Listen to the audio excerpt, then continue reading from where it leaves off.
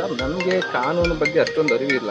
ದಿನಗಳಲ್ಲಿ ಕಾನೂನು ಬಗ್ಗೆ ಯಾರೂ ಮಾಹಿತಿ ಕೊಡ್ತಾ ಇಲ್ಲ. ಪ್ಲಸ್ ಈ ಮೊಬೈಲ್ಗಳು, ಸೋಷಿಯಲ್ ಮೀಡಿಯಾದಲ್ಲೂ ಕೂಡ ಕಾನೂನುಗಳ ಮಾಹಿತಿ ಕಮ್ಮಿ ಇದೆ. ಈ entertainment, cricket, Bigg Boss, serial ಆಗ್ತಾನೆ ಹೋಗ್ತಿದ್ದಾರೆ ಹೊರತು ಯಾರೂ ಕೂಡ ಲೀಗಲ್ ಆಗಿ ಯಾರು ಯೋಚನೆ ಮಾಡ್ತಾರೆ.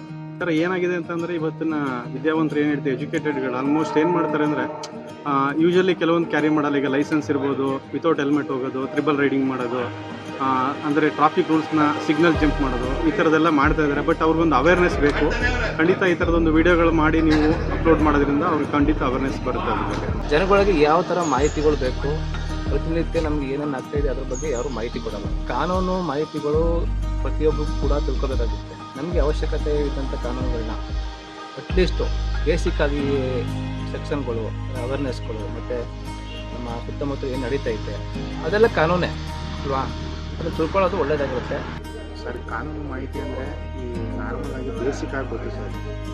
ಅಂದರೆ ಡೆಪ್ತಾಗಿ ಏನು ನಮಗೆ ಆ ಥರ ಅಷ್ಟು ಅಂದರೆ ಇವಾಗ ಯಾವುದಾದ್ರು ಒಂದು ಕೇಸಸಲ್ಲಿ ಅಥವಾ ಏನಾದರೂ ಪೊಲೀಸಿಂದ ಒಂದು ನಮಗೆ FIR ಬುಕ್ ಆದಾಗ, ಅಂದರೆ ನಾವು ಏನೋ ಅದು ಇನ್ ಕೇಸು ತಪ್ಪಾಗಿ ನಮ್ಮ ಬಗ್ಗೆ FIR ಬುಕ್ ಆದಾಗ ಅಥವಾ ಬೇರೆ ಏನಾದರೂ ಆದಾಗ ನಮಗೆ ಆ ಕೇಸ್ನ ಯಾವ ಥರ ಹ್ಯಾಂಡಲ್ ಮಾಡಬೇಕು ಅಟ್ಲೀಸ್ಟ್ ಬೇಸಿಕ್ಕಾಗಿ ಅಷ್ಟಾದರೂ ತಿಳ್ಕೊಂಡಿರ್ಬೋದು ಸರ್. ಪ್ರಜ್ವಲ ರೇವಣ್ಣ ಥರ ಕೇಸ್ಗಳು ನಮ್ಮ ಕರ್ನಾಟಕದಲ್ಲಾಗಲಿ, ನಮ್ಮ ಇಂಡಿಯಾದಲ್ಲಾಗಲಿ ಇದ್ದಾವೆ.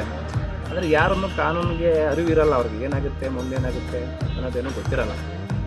ಒಂದು ಭಯ ಇಲ್ಲ ಅವ್ರಿಗೆ, ಕಾನೂನಿನಲ್ಲಿ ಇತ್ತೀಚಿನ ಭಯ ಇಲ್ಲ. ಮತ್ತು ದರ್ಶನ್ ಕೇಸ್ ನೋಡಿದಾಗಲೂ ಕೂಡ ಅಂಥ ದೊಡ್ಡ ಸೆಲೆಬ್ರಿಟಿ ಆ ಥರ ತಪ್ಪು ಕಾನೂನು ಅಂದರೆ ಇವಾಗ ನಾರ್ಮಲ್ ಪೀಪಲ್ ನಮಗೆ ದರ್ಶನ್ಗೆ ಒಂದು ನ್ಯಾಯ, ನಮಗೆ ಒಂದು ನ್ಯಾಯ ಅಂತ ಆಗ್ಬಾರ್ದು ಅಂತ ಹೇಳಿ ಮಾನ್ಯ ನ್ಯಾಯಾಲಯ ಅವ್ರಿಗೊಂದು ಶಿಕ್ಷೆ ಕೊಟ್ಟಿದೆ. ಇದು ನಾವು ಸ್ವಾಗತ ಮಾಡುತ್ತೇವೆ. ನಿಜವಾಗ್ಲೂ ಎಲ್ಲರೂ ಕಾನೂನು ಜ್ಞಾನ ಬೇಕು ಸರ್. ಅದು ತುಂಬ ಅನುಕೂಲ ಆಗುತ್ತೆ ಅವ್ರಿಗೆ. ನಮಗೆ ಅವಶ್ಯಕತೆ ಇದ್ದಂಥ ಕಾನೂನುಗಳನ್ನ ಅಟ್ಲೀಸ್ಟು ಬೇಸಿಕ್ಕಾಗಿ ಸೆಕ್ಷನ್ಗಳು, ಅವೇರ್ನೆಸ್ಗಳು, ಮತ್ತು ನಮ್ಮ ಸುತ್ತಮುತ್ತ ಏನು ನಡೀತಾ ಇದೆ ಅದೆಲ್ಲ ಕಾನೂನೇ ಅಲ್ವಾ, ಅದು ತಿಳ್ಕೊಳ್ಳೋದು ಒಳ್ಳೆಯದಾಗಿರುತ್ತೆ.